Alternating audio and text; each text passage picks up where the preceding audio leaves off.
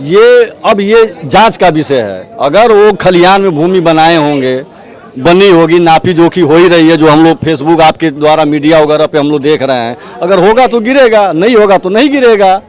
नमस्कार दोस्तों, मेरा नाम है प्रमोद गुप्ता और आप देख रहे हैं जी भारत न्यूज।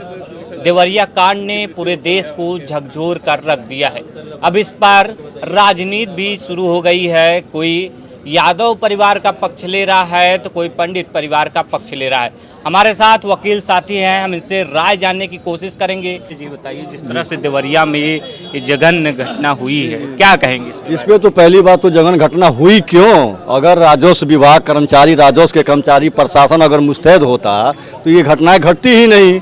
2014 का जो मैंने सुना, 2014 का बैनामा है, ठीक, उसके बाद इनका दाखिल खारिज हुआ, सब कुछ हुआ। तो राजस्व अगर सही होती, तहसीलदार, एसडीएम, प्रशासन सही होता तो इस मामले को वहीं तत्काल के समय निस्तारण हो गया होता। इसमें प्रशासन की अहम भूमिका है। जो जघन्य घटनाएं घट रही हैं, आज भी घट रही हैं, जो घट रही हैं केवल ये प्रशासन की लापरवाही से, राजस्व विभाग की लापरवाही से। जिस तरह से घटना, इसमें यादव पंडित करके सोशल मीडिया पे उछाला भी जा रहा है। कुछ लोग इसमें राजनीति की रोटी भी सेक रहे हैं, क्या कहेंगे? ये राजनीति का विषय नहीं है, ये बिल्कुल राजनीतिक विषय नहीं है। चाहे सपा हो, चाहे भाजपा हो, चाहे बसपा हो, चाहे कोई अन्य बिरादरी का भी हो, ये राजनीति का विषय नहीं है। इसमें अब ये सोचना चाहिए दोनों पक्षों को किस तरह सामंजस्य बिठा के आपस में सौहार्द करके प्रेम पूर्वक जो है इसमें कोई घटना न घटे, अब ये सोचना चाहिए। लेकिन ये जो यादव परिवार है वो लगातार ये आरोप लगा रहा है कि हमारे साथ ज्यादती की जा रही है और हमारा घर गिराने की बात कही जा रही है। ये जांच का विषय है। अगर वो खलिहान में भूमि बनाए होंगे, बनी होगी, नापी जोखी हो ही रही है, जो हम लोग फेसबुक आपके द्वारा मीडिया वगैरह पे हम लोग देख रहे हैं, अगर होगा तो गिरेगा, नहीं होगा तो नहीं गिरेगा। तो क्या इस समय गिराना ज़्यादा जरूरी है? आखिर प्रेमचंद यादव की भी तो मौत हुई है। जी जी, उनके यहाँ दुख पड़ा। क्या इस समय नाप जो करना, लीगल कार्रवाई करना जरूरी है? अब ये तो प्रशासन ही बताएगा, राजस्व बताएगा, जो वर्तमान सरकार है वो बताएगी कि इस समय क्या जरूरी है, क्या जरूरी नहीं है।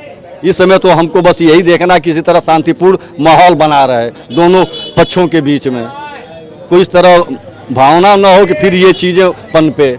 आप एक वरिष्ठ अधिवक्ता, एक बात बताइए कि उसमें दोषी कौन लगता है? शुरुआत कहाँ से हुई? भाई हम तो विवेचक हैं नहीं, विवेचना तो है नहीं। अब जैसे जो बताया जा रहा है प्रेस के माध्यम से, दोनों लोगों के बयान के माध्यम से कि हम इनको प्रेमचंद जी को कॉल करके बुलाया गया और वहाँ पे गए तो ये हिंसा की घटना घटी गई। भाई मौके पर जो था वही तो बताएगा कि इसमें क्या सच्चाई है, क्या है। योगी सरकार के बारे में, इस घटना के बारे में क्या? योगी सरकार जो भी कर रही है वो ठीक कर रही है। प्रशासन भूमाफिया आज भी हैं, कल भी हैं और हमेशा वो रहेंगे। जो वर्तमान सरकार करी, जो माननीय योगी जी कर रहे हैं वो सही कर रहे हैं, बिल्कुल सही कर रहे हैं। अंकुश लगना चाहिए भूमाफियाओं पे। भूमाफियाओं पर अब तक क्यों नहीं अंकुश लगा? अब या तो हो सकता है कि योगी सरकार में ये बात वहाँ पे पहुँची ना हो, क्योंकि योगी बाबा तो खुद कहे थे कि जो अपराधी हैं प्रदेश छोड़कर भाग गए हैं। लेकिन IGRS पे जैसे उनकी देवेश जी की बहन बता रही है, मैंने कई पोर्टल पे कई दरखास्त दी है, तो ये तो योगी सरकार जी की गलती है नहीं, ये तो राजस्व कर्मचारी की जो वहाँ प्रशासन है उनको तो देखना चाहिए ना, जो दरखास्त है उसका हम डिस्पोजल करें, निस्तारण करें। योगी सरकार अपने कर्मचारियों पर भी, अधिकारियों पर भी नजर नहीं रख पा रही। नहीं, बिल्कुल नहीं रख पाए। अगर रखती तो ये हिंसा घटना घटती ही नहीं। योगी जी कहाँ नजर रखेंगे? पूरे प्रदेश के मुख्यमंत्री हैं, कहाँ योगी जी नजर रखेंगे? तब क्या मुख्यमंत्री बने रहना सही है? बिल्कुल आप कह रहे हैं भाई, बने रहना। अब भाई ये घटना घट गई, उनके संज्ञान में गई तो उन्होंने उसका वो पालन करा ही रहे हैं। कौन गलत है, कौन सही है, घटना पर नजर ही नहीं बना पा रहे हैं तो रहना सही है। अच्छा ये बताइए, इतने सारे लोग हैं, कब किसके कहाँ क्या घटना घट जाए कोई जानता है? भाई जाने तो उसका संज्ञान लिए हैं, कार्रवाई कर रहे हैं माननीय वर्तमान सरकार, माननीय योगी जी। जो अधिकारी इसमें सस्पेंड हुए हैं लापरवाही में, इनके ऊपर क्या कार्रवाई होनी चाहिए?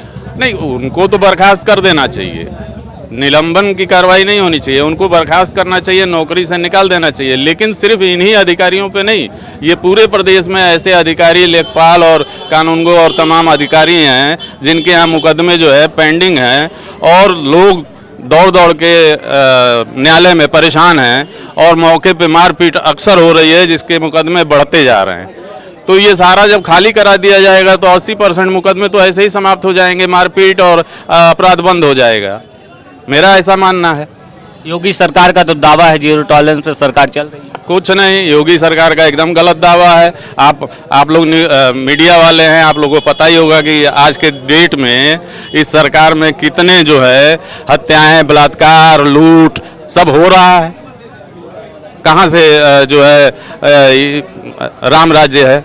कहाँ से लॉ एंड ऑर्डर मेंटेन हो रहा है? कुछ नहीं मेंटेन हो रहा है, सिर्फ पैसा लूटने का काम हो रहा है। पुलिस वाले पैसा लूटते हैं, अन्य अधिकारी पैसा लूटते हैं और फाइलों को दबा के बैठे हैं, उसमें कोई फैसला नहीं कर रहे हैं, कोई कार्रवाई नहीं हो रही। कोई कार्रवाई नहीं हो रही है।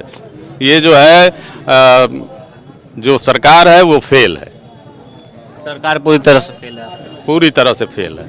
क्योंकि देवरिया का जो कांड है बहुत गहनता से देख भी रहे हैं। बहुत बहुत स्वागत है सर। इस कांड को आप देख रहे हैं तो देवरिया में है, तो क्या देख रहे हैं आप, किस तरीके से?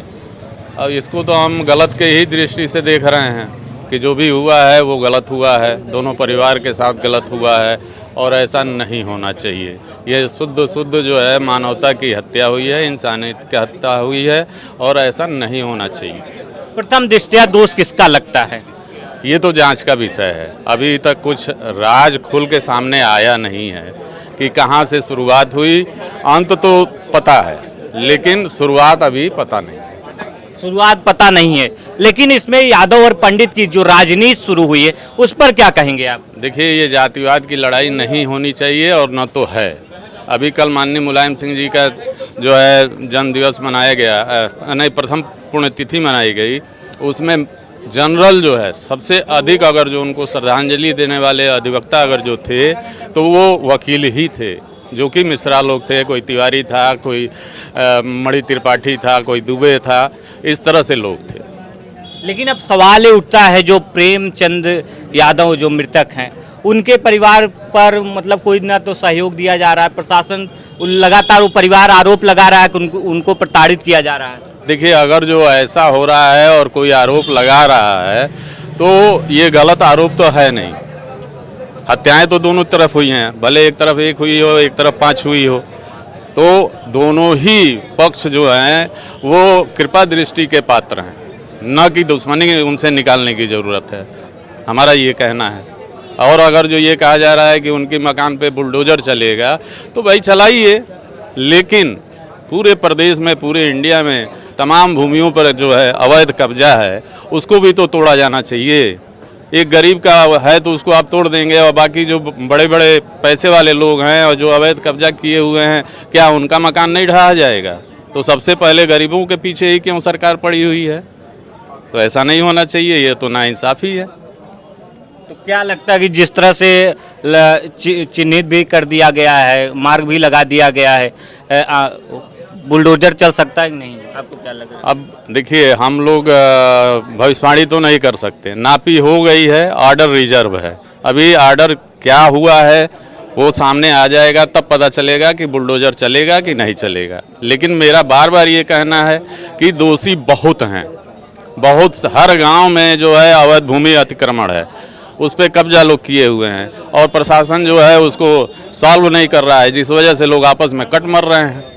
नहीं, जो बताया जा रहा है कि जैसे जो दुबे परिवार का लड़का है वो बता रहा था बहुत पहले से जो मेरे चाचा हैं उनकी ज़मीन उन्होंने हड़प ली, वो पहले से ही भूमाफिया रहे, इसलिए उनका जो मकान है गिराया जाना जरूरी है। वो बार बार मांग भी यही कर रहा है। नहीं, भूमाफिया थे इसका कोई सबूत तो है नहीं। आप सिर्फ मुंह से कह रहे हैं, जो लोग भी कह रहे हैं। अगर जो वो भूमाफिया हैं तो दूसरी बार ये सरकार बनी है भाजपा की, तो क्यों नहीं उनको भूमाफिया घोषित किया गया और क्यों नहीं तब कार्रवाई की गई? जब घटना हो गई है तब कार्रवाई क्यों की जा रही है?